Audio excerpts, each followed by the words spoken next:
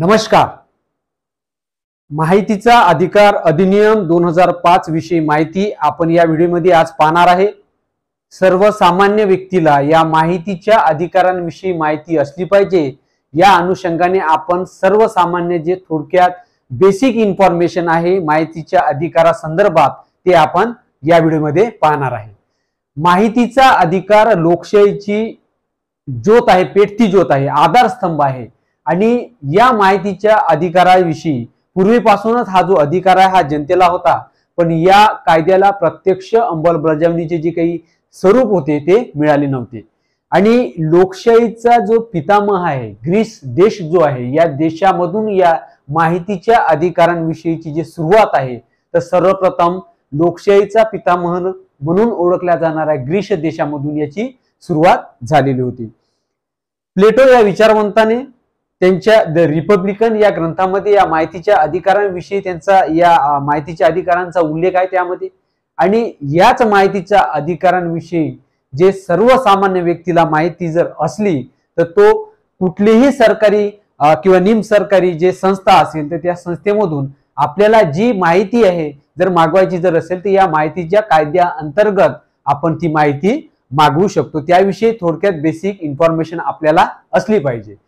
वेगवेगळ्या देशांमधील माहितीच्या अधिकारांविषयी आपण सर्वप्रथम माहिती बघू की कोणकोणत्या देशामध्ये सर्वप्रथम या माहितीच्या अधिकारांची अंमलबजावणी झालेली आहे. सर्वप्रथम पाहू आपण स्वीडन मधील माहितीचा अधिकार. स्वीडन या देशामध्ये 1766 मध्ये हा माहितीचा अधिकार जो आहे तो देण्यात आलेला होता लोकांना. स्वीडन जगातील सर्वात प्रथम माहितीचा अधिकार नागरिकांना बहाल करणारा देश आहे. कोणता देश? तर स्वीडन देश, हे लक्षात ठेवा. सरकारी कागदपत्रे पाहू इच्छिणाऱ्यांना खुला प्रवेश देण्याची जी तरतूद आहे ते स्वीडन मध्ये 1766 मध्ये अंमलात आली आणि फ्रीडम ऑफ प्रेस ऍक्ट कायद्यात ते प्रथम करण्यात आली. स्वीडनच्या संविधानामध्ये 13व्या कलमानुसार स्वीडन देशामध्ये 13व्या कलमानुसार राज्य सुरक्षितता, खाजगी जे काही जीविताचे जे स्वातंत्र्य आहे किंवा जे गुन्ह्यांचा तपास आहे अशा बाधक माहितीचा जो उपयोग आहे तो करता येत नाही. त्यामुळे या अधिकार जो आहे स्वीडन देशाने जनतेला सर्वप्रथम 1766 या वर्षी दिला आहे. त्यानंतर दुसरा देश आहे जर्मनी. जर्मनी मधील माहितीचा अधिकार 1949 मध्ये मे महिन्यामध्ये मान्य करण्यात आला आणि फेडरल रिपब्लिकन ऑफ जर्मनीच्या संविधानाच्या 5व्या कलमामध्ये या अभिव्यक्ती स्वातंत्र्याबाबत ती तरतूद करण्यात आली. त्यानंतर अमेरिकेतील माहितीचा अधिकार 1966 मध्ये सरकारी खाती, वेळखाऊपणा, पैसा घेणे, भ्रष्टाचार करणे किंवा जे दप्तर दिरंगाई आहे, गोपनीयतेच्या नावाखाली माहिती नाकारणे अशा अनेक समस्या भेडसावल्यामुळे हा कायदा अमेरिकेमध्ये करण्यात आला 1966 या वर्षी. त्यानंतर कॅनडातील माहितीचा अधिकार, कॅनडा या देशातील माहितीचा अधिकार 1982 ते 1983 म्हणजे या 3 वर्षांमध्ये त्या कायद्याची म्हणजे अंमलबजावणी सखोलपणे झाली. कॅनडा सरकारने 1980 मध्ये नागरिकांना माहितीचा अधिकार देण्याचा जो कायदा आहे तो पारित केला. त्यानंतर ऑस्ट्रेलिया देशामध्ये माहितीचा अधिकार 1982 या वर्षी झाला तयार. त्यानंतर त्याची अंमलबजावणी 1982 पासून झाली. आणि त्यानंतर इंग्लंड मधील माहितीचा अधिकार 2000 मध्ये त्याची म्हणजे सुरुवात झाली 2000 मध्ये. आणि इंग्लंडमध्ये 2000 मध्ये स्वतंत्र कायदा माहितीचा अधिकार हा जनतेला बहाल केला आणि तिथे 2000 पासून अंमलबजावणी झाली. आता आपल्या भारताचा जर विचार केला आपण तर भारतामध्ये माहितीचा अधिकार अधिनियम जो आहे तो केव्हा पारित झाला तर यासाठी आधीपासून जे काही आधीचे सरकार होते त्यांनी खूप तडजोडीने आणि तडमणीने हा कायदा आपल्या देशामध्ये लागू करण्यासाठी प्रयत्न केले. त्यामध्ये 5 डिसेंबर 1979 रोजी पी.व्ही. सिंग सरकार जेव्हा होते त्यावेळेस त्या पी.व्ही. सिंग सरकारने पुढाकार घेतला. त्यानंतर त्यांनी सुद्धा प्रयत्न केले. पण त्यानंतर 1 जून 1996 मध्ये देवेगौडा सरकार होते त्यांनी सुद्धा प्रयत्न केले ह्या कायद्यासाठी.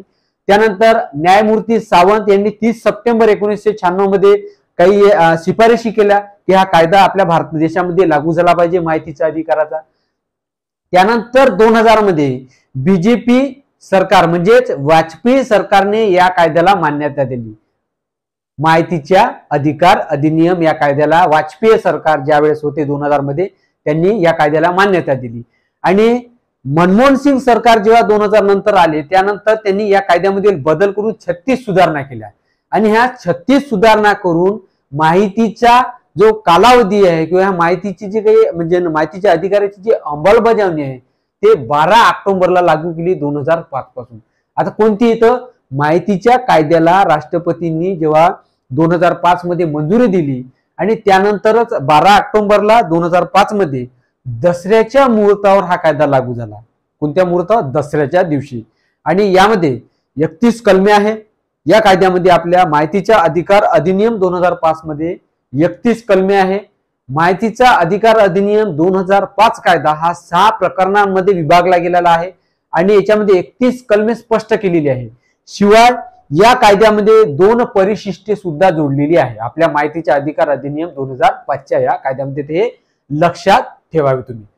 त्यानंतर माहितीचा अधिकार राबवणाऱ्या राज्यांमध्ये आपल्या भारतामध्ये सुरुवातीला जेव्हा संपूर्ण देशामध्ये माहितीचा अधिकार लागू व्हायचा होता त्याच्या आधी माहितीचा अधिकार राबवणाऱ्या राज्यांमध्ये सुरुवात कोणत्या कोणत्या राज्यापासून झाली? तर यामध्ये राजस्थान या राज्यामध्ये 2000 पासून सुरुवात झाली। सर्वप्रथम जर तुम्हाला जर प्रश्न जर विचारला तर माहितीचा अधिकार अधिनियम 2000 म्हणजे 2000 जो आहे तो सर्वप्रथम लागू करणारं जर कोणतं राज्य असेल ते आहे आपल्या भारतामधलं राजस्थान राज्य। त्यानंतर कर्नाटक राज्यामध्ये दुसऱ्या नंबरला 2000 मध्ये तिथे अंमलबजावणी झाली। त्यानंतर तिसऱ्या नंबरला मध्य प्रदेश या राज्यामध्ये 2003 मध्ये अंमलबजावणी झाली आणि चौथ्या नंबरला आपल्या महाराष्ट्र, संपूर्ण भारतामध्ये महाराष्ट्र पकडून 2005 पासून या माहितीचा अधिकार अधिनियम 2005 ची अंमलबजावणी सुरू झाली।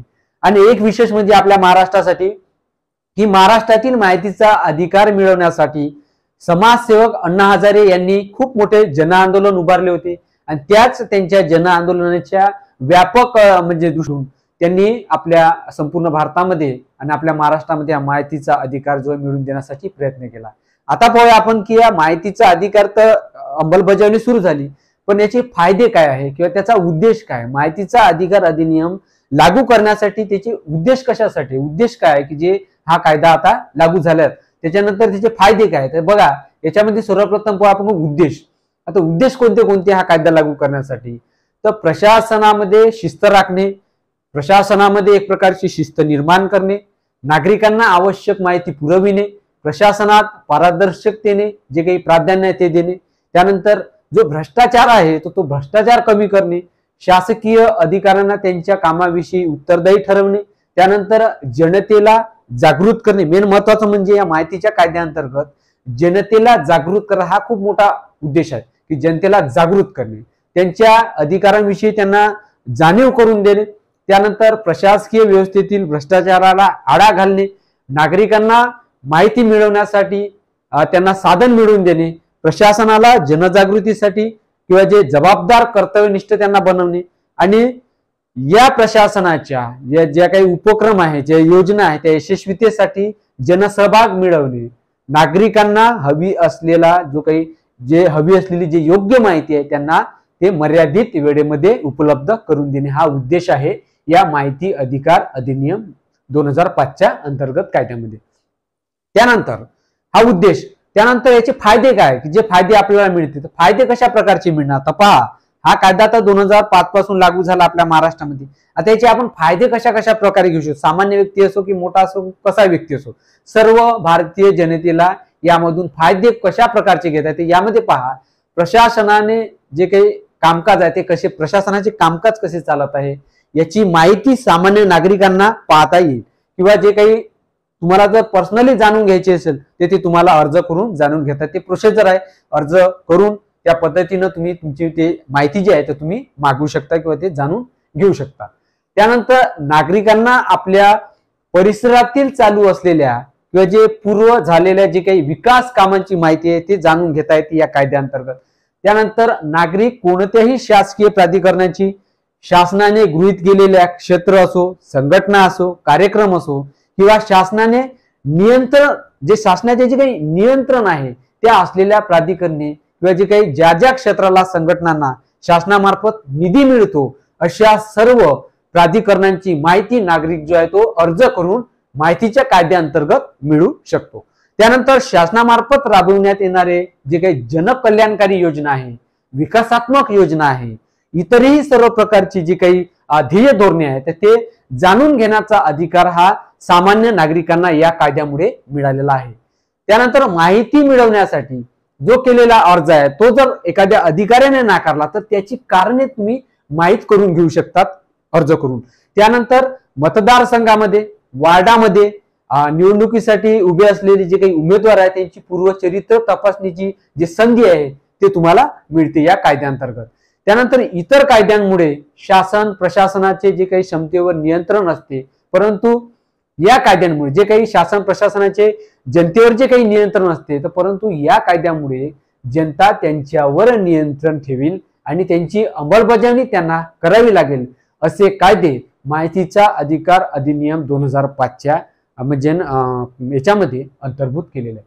म्हणजे अशा प्रकारचे हा जो कायदा आहे हा कायदा म्हणजे आपल्या लोकशाहीचा आधारस्तंभ आहे. मेन म्हणजे माहितीचा अधिकार अधिनियम 2005 अंतर्गत सर्वसामान्य व्यक्तींना कुठलीही माहिती असो, सरकारी असो, निमसरकारी असो, जी काही गव्हर्नमेंट थ्रू चालते, ज्या गव्हर्नमेंटच्या एजन्सी आहे किंवा जी गव्हर्नमेंटच्या संस्था आहेत या सर्व त्यांच्याविषयी जे माहिती प्रोसिजर आहे जे अर्ज करून तुम्ही ती माहिती अशा पद्धतीनं मिळू शकतात. म्हणजे हा फायदा आणि हे उद्देश जे आहेत हे माहिती अधिकार अधिनियम 2005 चे आहे.